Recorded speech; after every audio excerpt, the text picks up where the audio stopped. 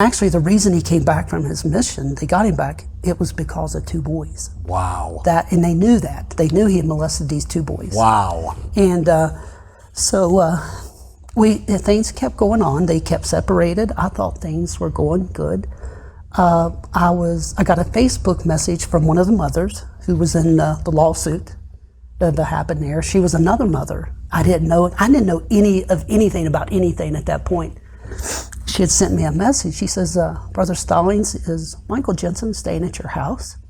I said, yeah, he is. I said, why? She says, can I call you? I said, sure, call me right now. And I said, well, I'm not home, but you can call my cell phone number. And so she called me, and she says, well, I need to talk to you about him. And I said, well, what's wrong? She says, well, he's hurt my children. She said, but I can't tell you right now over the phone because we're driving in the van, we're going on vacation. But I need to talk to you when I get back. And I thought, okay. I said, be glad to, just let me know when you get back. And I got off the phone, I got home, I told my wife about it, and she says, whoa, that's kind of weird. So I asked Michael Jensen, I said, do you know anything about, I got a call from someone said you hurt their children or something? Oh, no, I don't know what you're talking about. Nothing at all. So, a red flag, no red flags again. That Sunday, when the mother came home, she called me. She said, I'm about 30 minutes away from home. And I said, is it okay if I come over? Because, I wanted to know what she was talking about. And she said, sure. So I pulled into her driveway about the same time they pulled in. And her sister was with her. Her sister took her children upstairs. And we sat down in the living room, and she started crying. And that's when she had told me that he had sexually molested her 2 boys. Why he was babysitting them at his home, at his parents' home, in the basement of their home. And I was like, oh my gosh. And I told her, I said, do you need to go to the police? Did you report this to the police? And she started crying. She says, no, Tom, I didn't. And I said, why? And she said, well, my husband and I, we went to Bishop Fischel. We reported it to him like we're supposed to tell our bishop. Said he hurt us. He said he would talk to them. He talked to the Jensen parents. He talked to Michael himself. And he reported back to them that her children were lying and that he believed Michael and the family. He said what they told him was Michael was in his basement, was going through his dad's pornography movies. I'm like, he's a high councilman, he has a whole collection of pornography in his basement, I'm like, wow. And I asked her, I was like, that's just wrong. And he said that's what they told him. So the boys walked down, saw Michael observing these videos, and they asked him questions. So they've got it mixed up. What they said happened to them is what they saw in the video. So I told Bishop Fischel, I said, well, did you call the police? He says, no, why would I? I said, well, they've just admitted to, that they saw pornography, these children. I said, that's against the law. Well, it's just video, Tom. I said, but that's wrong. He said, well, we do what we can. He said, try to help them best we can. So I was furious about it. So I went back to the home. I told my wife what had happened. And Michael Jensen's in your house? Michael Jensen's in our house. And I said, Michael, you and I need to take a drive. Oh, boy. And it's kind of terrifying with your earlier story. Well, my wife says, Tom, what are you doing? And I said, I need to talk to him, but I need to be alone with him when I talk to him. And we drove, had to go up a mountain, went up top of the mountain there, and there's a wide spot there, and I pulled over and I turned the car off. And I said, Michael, I need to talk to you. And I told him exactly what I was told. I said, is this true? And he was crying, oh no, Brother Stallings, that's not true. He said the exact same thing that Bishop Fischel said. I was watching my dad's porn movies and they walked down. I would never do anything like that, So I thought, okay. I said, well, let's go back home. And I told him to go back home. We went in and I set him on the couch. I had my wife come in and my oldest son, who was friends with him. And I told my wife the more detail and I told my son the detail. And I had Michael tell them what he said too, that it was just pornography movies they were seeing. But still yet, I said, well, Michael, I can't let you stay here no more. I don't feel comfortable. He said, but I have nowhere to go. I said, well, I'll tell you what, you need to find a place, and I'll talk to the bishop and all of them too. I said, but until then, you're not to come out of the bedroom. Only time you come out of the bedroom is if my son or my wife or I are here, you let us know. We'll go to the bathroom with you. If you need to come eat, we'll be with you. I said, but I don't want you out until I can get you out of here. And he agreed to it. And I told my wife and son right there, I said, you don't let him out of your sight. I said, because I have to find out, the truth of this. And I said, in the meantime, I don't want to take any chances. And I immediately went into my younger three children's bedrooms, and I just talked to them, say, hey, how y'all doing? I said, so how is it with Michael here? I said, yeah, has he ever hurt you or anything like that? And immediately they froze. They didn't cry, but they denied. They said, no, Dad, no, he hasn't done anything. And so I let it go at that, and I told my wife, I said, there's something not right. And I said, I don't know what to do. I said, I don't know how to talk to him, and I don't want to put something in her head, but I also don't want to do, something like that. So, but he stayed there approximately maybe 3 more days. Then he started staying with one of his other friends in Frederick, Maryland, which is about 40 minutes from our house. He was staying there. He did come back, and he said, well, I found a place. I'll be going there like in a couple of days. I'll be able to stay there full time. And again, I had the same rules. You don't come out of the bedroom unless somebody's with you. And I was at the time, I was working with Berkeley County Sheriff's Department. I was a deputy reserve there for them, and I was on an assignment.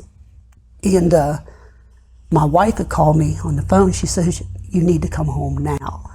I said, what's wrong? Are you okay? She said, yeah. I said, are the boys okay? She said, yeah, but you got to come home now. I said, well, what's wrong? She says, Tom, come home. Sorry. Okay. And when I got home, I pulled in, and which I was in my police cruiser and everything too, but I pulled in, and his father was in the driveway standing there, and he immediately come up saying, hi, how you doing? He said, well, I've heard about your sickness. You had a heart attack and stuff. And he said, I just want to, if Michael could still stay, if I give you some money to help out. And I said, I don't want your money. I said, I don't mind helping somebody. I said, but no, he's not staying. And so we started talking, and we kind of moved around the backside of our house, and my wife came out the back door in the porch, and his name was Chris Jensen, and she actually said, Chris, have you told Tom yet? And he just kept talking to me like he didn't even hear her. And she said it again. I said, Juliet's talking to you. I said, what's she talking about? No, I haven't said anything yet. I said, what is going on? And Juliet says, if you don't tell him, I'm going to. So he said, well, Michael had to go into court today. He's been accused of hurting some children. And I said, hurting children, what do you mean? He said, oh, it's nothing, Matt. I can't even talk about it. I'm sorry. I said, well, who's the family? Who was it? Oh, I can't tell you that name. And I said, you can't tell me the name? And Juliet says, Chris, you tell him or I will. And so he told me the name. And I said, wait, that's a different name from another mother that just told me this a couple of weeks ago. And he said, well, I don't know nothing about that one. And I said, no. I said, you need to get your son, and you need to get out of here. And he said, well, can we come back this evening and get it, the stuff? I said, sure. I said, but he's not to come in the house. I said, keep him in the car. You can come to the door, and I'll give you his stuff. And so immediately we go inside. My wife and I, we sit our children down, and we try to talk to them one-on-one. And they still denied. But, my youngest had tears in his eyes. And I told my wife, I says, something's happened. And I said, I know it in my heart. And she did too. And so we called the counselor and tried to set an appointment up with them to talk, to see if someone professional who could see would know more about this. And but the counselor saw him, and the counselor says, well, there's something there, and it'll take a few sessions to see what it is. And I said, well, should I try to talk to him? She says, don't. She said, just be a loving parent like you are. When they're ready, if something happened, they'll talk to you about it. So in the meantime, Michael Jensen's just floating around from house to house. They're putting him someplace else. about 2 weeks passed. Well, a wonderful young lady who I was her family's home teacher for like 14 years. Their father and their family was excommunicated.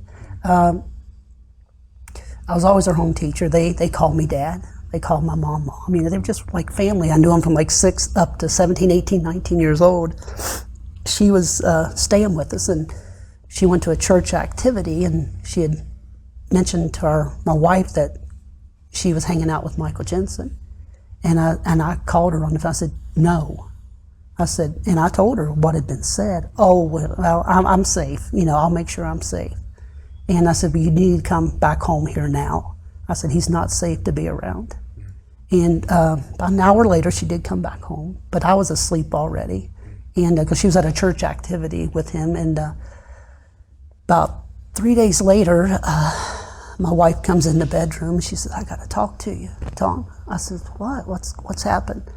She said, I just got off the phone talking. I won't say the young lady's name, and but she had told me that Michael Jensen has hurt her, and that he had raped her in the church parking lot, and said that she's hurt really bad, and said she has cuts, bruises. She had bite marks all over her body. I was like, what? I said, go to the police now. They said, well, she wants you to help her. I said, where is she? We'll go get her now. Well, she's on her way here to the house now. So I talked to her and I said, you got to get photographs of these, because I could see the bite marks, and I mean, she didn't undress anything like that, nothing inappropriately, but you could see the teeth marks that this animal bit this little girl. Well, she was 19, but he bit her. It was awful. So I called the state police and I talked to them. I told them what had happened. They said, can you bring her in tomorrow? So my wife and I, we took her into the state police. You know, they got statements and photographs there. They took copies of her photographs that her mom took of her for them. In the meantime, I called the state president.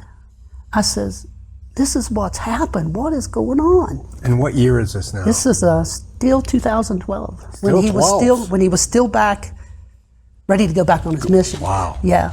And the state president says, what? Tom, you need to bring her to me now.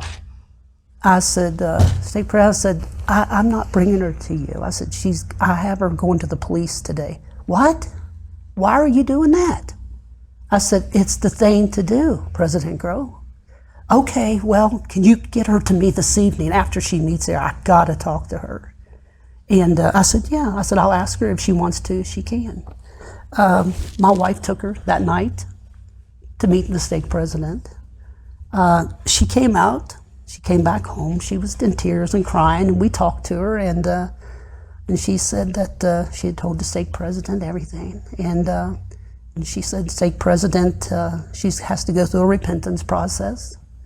And I said, a repentance process? She said, well, I shouldn't have been out in the van talking to him, you know, alone. Because, you know, young men, young women are not supposed to be alone like that, even though he's, 21, a missionary, and she's 19. But he said that she had to go through a repentance process because, you know, she knew better to be out there. You don't be alone with a guy like that.